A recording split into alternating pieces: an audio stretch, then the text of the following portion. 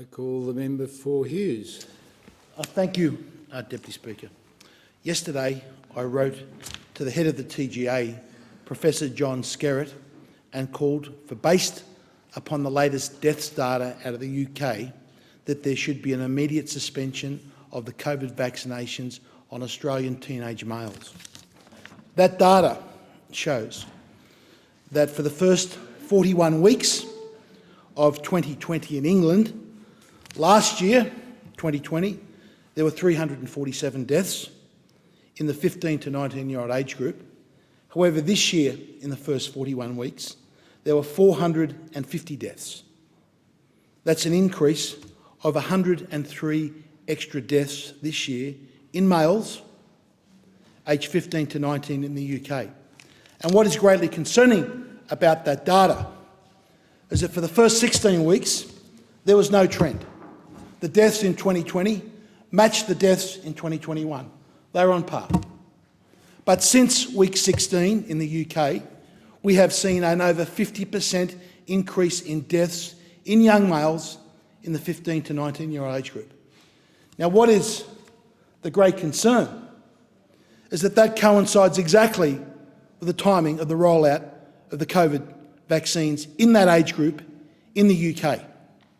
And what is also of great concern is that we are not seeing this same increase in deaths in young females in that age group in the UK.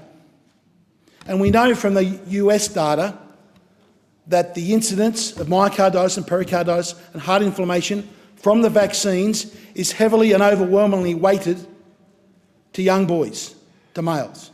That is exactly the data that we are seeing in the UK. If we are to apply the precautionary principle, and there may very well be other explanations for this dramatic surge in deaths in 15 to 19-year-old males in the UK, there could be many explanations.